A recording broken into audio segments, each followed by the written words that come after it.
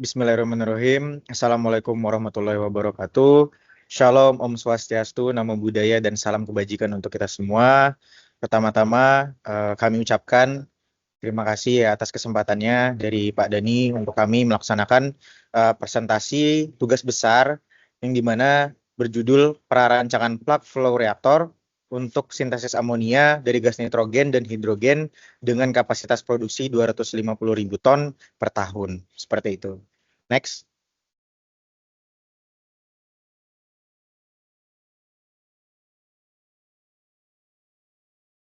Bisa di next.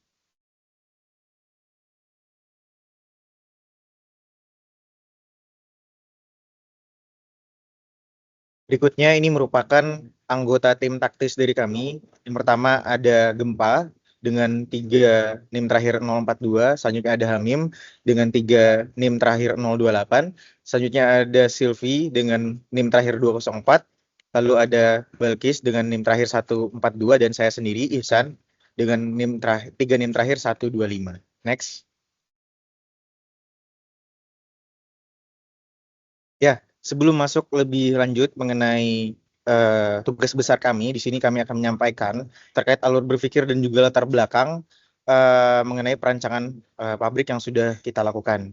Jadi, karena kita mengambil topik yaitu adalah amonia, maka kita akan melihat terlebih dahulu nih, seiring dengan peningkatan populasi yang ada di dunia ini hingga mencapai 8,1 miliar jiwa, ini kita dapat melihat tantangan besar, yaitu khususnya di sektor pangan yang semakin mendesak. Nah, oleh karena itu kita harus mengetahui dulu nih apa produk pertanian yang juga mempengaruhi kadar ataupun ketersediaan daripada nitrogen, yang dimana ini merupakan salah satu nutrisi dari tanaman. Nah, tetapi kita melihat faktanya gas nitrogen ini memiliki energi disosiasi yang tinggi, yaitu 941 kJ per mol pada ikatan angka 3-nya. Nah, ini efeknya adalah kita dihalangi, maksudnya tanaman ini dihalangi untuk menyerap energi disosiasinya itu secara langsung. Oleh karena itu, nitrogen, ya konteksnya nitrogen ini perlu diubah menjadi senyawa yang dapat dimanfaatkan seperti amonia, nah, yang merupakan bahan baku utama dalam semua jenis pupuk mineral dari nitrogen. Seperti itu. Next.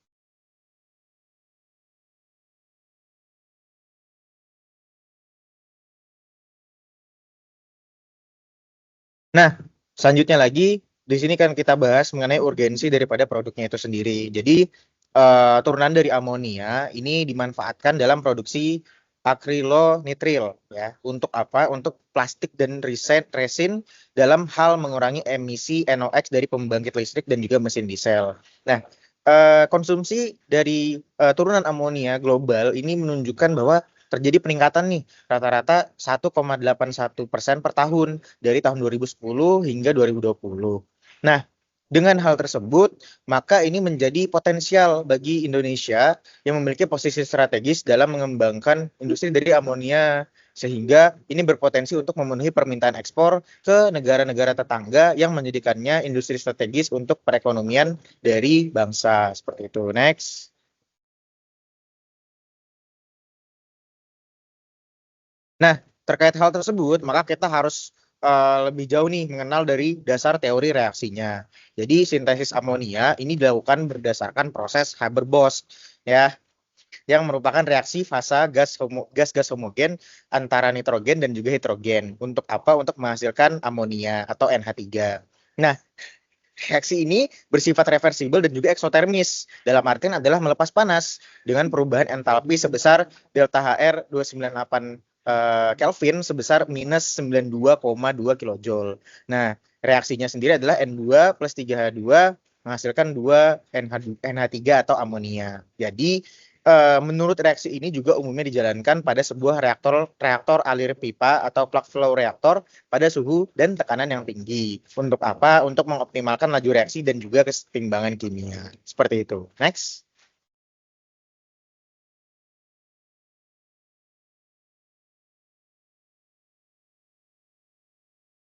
Baik, selanjutnya saya akan menjelaskan mengenai sifat fisika kimia dari reaksi pembentukan amonia. Reaksi yang digunakan adalah reaksi Haber-Bosch, yaitu N2 plus 3H2 menjadi 2NH3. Dan tipe reaktor yang digunakan adalah reaktor adiabatis.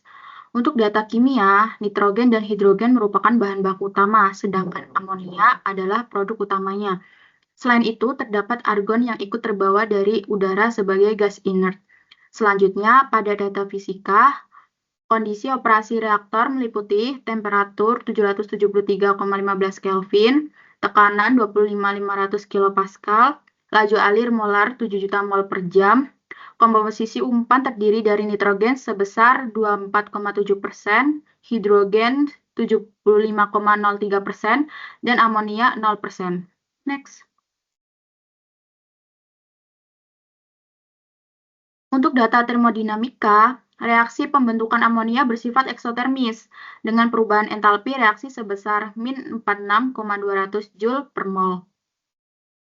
Nilai kapasitas panel molar CP masing-masing komponen adalah nitrogen 37,4 Joule per mol Kelvin, hidrogen 28,6 Joule per mol Kelvin, amonia 29,12 Joule per mol Kelvin. Sedangkan tetapan gas ideal yang digunakan adalah 8,314 Joule per mol Kelvin. Selanjutnya, untuk data kinetika, reaksi ini dianggap berorde 1. Konstanta tumbukan yang digunakan yaitu 1 kali 10 pangkat 12 dan 2 kali 10 pangkat 12 dengan energi aktivasi sebesar 54 Joule per mol. Sementara itu, konstanta laju reaksinya adalah 2,2 kali 10 pangkat 4 per jam. Next. Masuk ke bagian desain reaktor PFR isotermal, pertama itu dilakukan perhitungan produksi amonia per jam. Diketahui bahwa pabrik beroperasi 330 hari per tahun dengan adanya maintenance alat, dan total produksi amonia sebesar 250.000 ton per tahun. Sehingga hasil produksinya per jam adalah 250 juta kilogram per tahun dibagi dengan 330 hari dikali 24 jam. Diperoleh hasil 31565,65 kg amonia per jam. Kemudian dihitung jumlah mol produk NH3 yang dihasilkan. Dengan berat molekul 17 gram per mol didapatkan laju alir molar produk FC sama dengan 1856,80 kmol per jam. Next.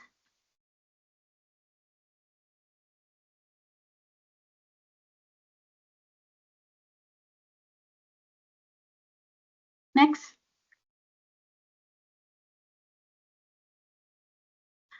Selanjutnya ditentukan laju alir molar mol awal nitrogen Fa0 berdasarkan stoikiometri reaksi pembentukan amonia N2 plus 3H2 menjadi 2NH3.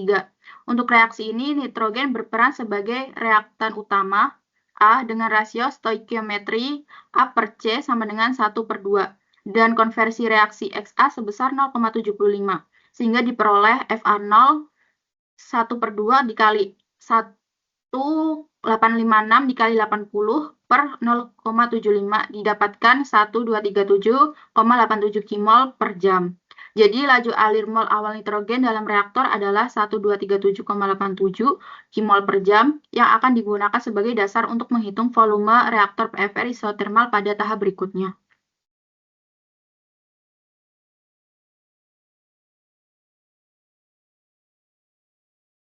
Baik, untuk yang selanjutnya adalah perancangan reaktor kondisi isotermal. Untuk reaktor PFR isotermal, volume dihitung menggunakan persamaan sebagai berikut, di mana V sama dengan FA0 integral dari 0 sampai XA dXA per min RA, dengan asumsi reaksi hanya berjalan ke arah produk atau tidak ada reaksi balik. Persamaan laju reaksinya adalah min RA sama dengan KCACB. Berdasarkan perhitungan, volume reaktor PFR isotermal yang dibutuhkan adalah 71,16 liter. Jadi next. Oke, untuk yang selanjutnya kita akan membahas perancangan reaktor kondisi non-isotermal, di mana untuk reaksi eksotermik seperti sintesis amonia, panas yang dilepaskan selama reaksi akan menyebabkan suhu di dalam reaktor meningkat jika tidak ada pendinginan. Perubahan suhu ini secara signifikan mempengaruhi laju reaksi dan posisi kesetimbangan. Oleh karena itu, perancangan reaktor non-isotermal yang memperhitungkan neraca energi sangat penting untuk mendapatkan hasil yang akurat dan desain yang aman. Dalam kasus ini, kita akan menganalisis reaktor dalam kondisi adiabatik, atau tidak ada panas yang masuk atau keluar dari sistem. Bisa di next.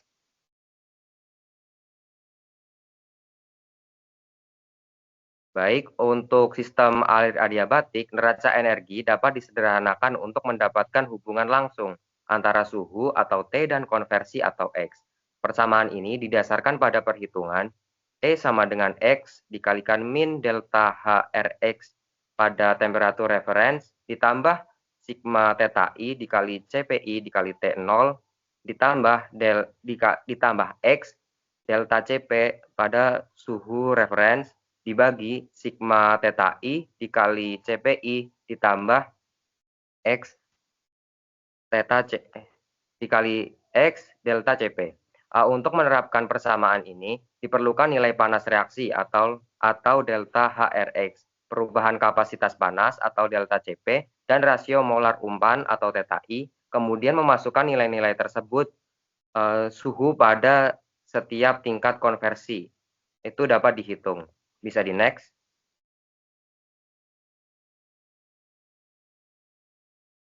Baik, berdasarkan rumus yang tadi, kita dapat menghitung delta HRX pada temperatur reference, di mana untuk rumusnya sendiri adalah delta H produk dikurangi delta H reaktan, di mana didapatkan sebesar minus 92.400 Joule per mol.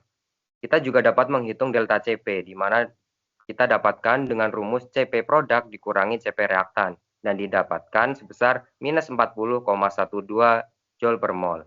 Selanjutnya kita dapat menghitung rasio molar umpan N2, H2, dan NH3. Di mana didapatkan untuk rasio umpan N2 adalah 1, H2 sebesar 3,04 dan NH3 adalah 0.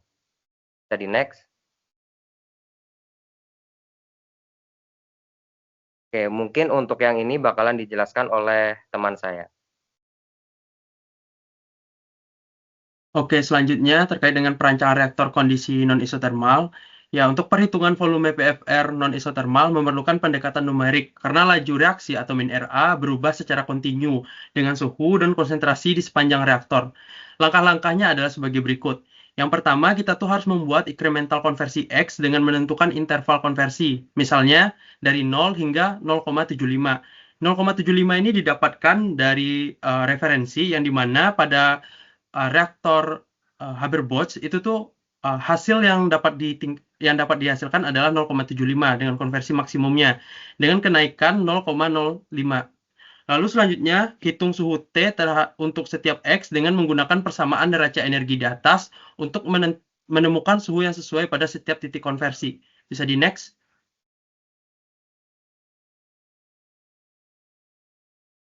Nah, apabila sudah didapatkan suhu di setiap konversinya, maka kita perlu menghitung konstanta laju reaksi baru. Dikarenakan sesuai dengan hukum Arrhenius yang menyatakan bahwa konstanta reaksi itu merupakan fungsi dari suhu. Bisa dilihat pada persamaan di slide ini, K merupakan fungsi dari suhu sama dengan K0 eksponensial E per R 1 per T0 dikurang 1 per T.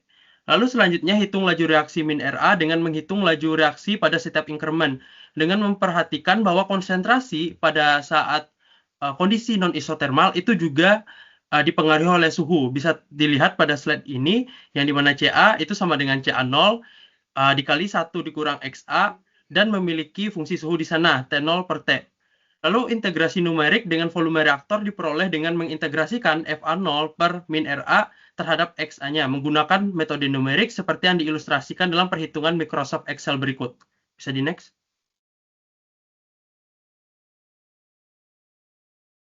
Dengan menggunakan perhitungan Microsoft Excel, itu didapatkan volume reaktor PFR pada kondisi isotermal adalah sekitar 289,5 liter. Bisa di next.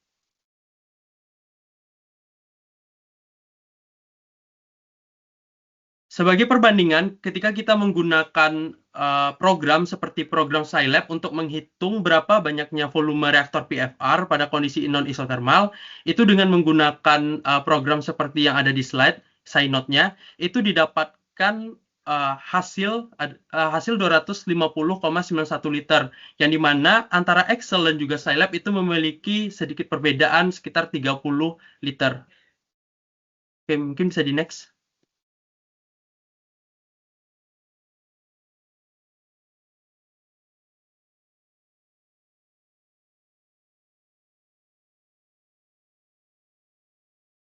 Kemudian selanjutnya hasil simulasi dari Skylab juga menghasilkan grafik hubungan antara volume dan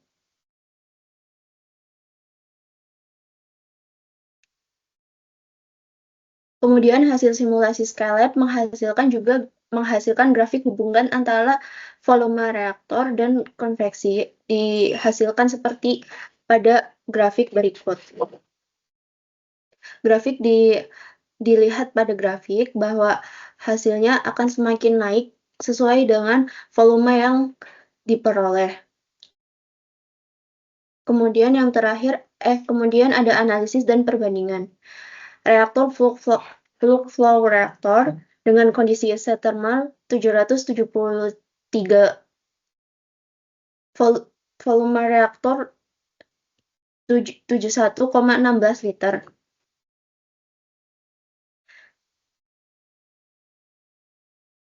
Sangat efisien karena beroperasi pada suhu optimal konstan yang memaksimalkan laju reaksi, namun ini memerlukan sistem pendingin yang sangat baik untuk membuang panas reaksi. Kemudian kondisi non-isotermal atau adiabatik dengan volume reaktor 289,5 liter jika microserve axle dan 250,91 liter dengan Skylab. Dengan analisis kerjanya, volume lebih besar dari isotermal karena suhu meningkat drastis hingga kurang lebih 939.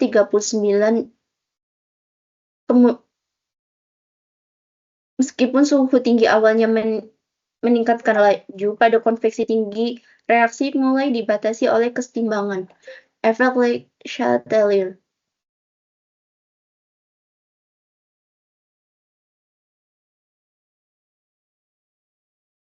Kemudian yang terakhir ada kesimpulan. Proses sintesis amonia melibatkan reaksi eksotermik antara nitrogen 2 atau hidrogen H2 dengan rasio stoikiometri 1:3, di mana reaksi berlangsung pada kondisi suhu 500 derajat Celcius atau 773 Kelvin dan tekanan 25,5 bar. Berdasarkan perhitungan dan simulasi yang dilakukan, diperoleh bahwa volume reaktor PVR dalam kondisi isotermal sebesar 71,16 liter dan kondisi non-isotermal adalah sekitar 250-290 liter. Desain reaktor ini menunjukkan bahwa reaktor PVR sangat sesuai untuk reaksi gas-gas dengan konveksi tinggi seperti sintesis amonia karena memungkinkan gradien suhu dan konsentrasi yang efisien sepanjang reaktor. Hasil rancangan ini diharapkan dapat menjadi dasar pengembangan pabrik amonia berkapasitas 250.000 ton per tahun yang efisien, aman, dan ramah lingkungan dengan pengendalian suhu dan tekanan yang optimal.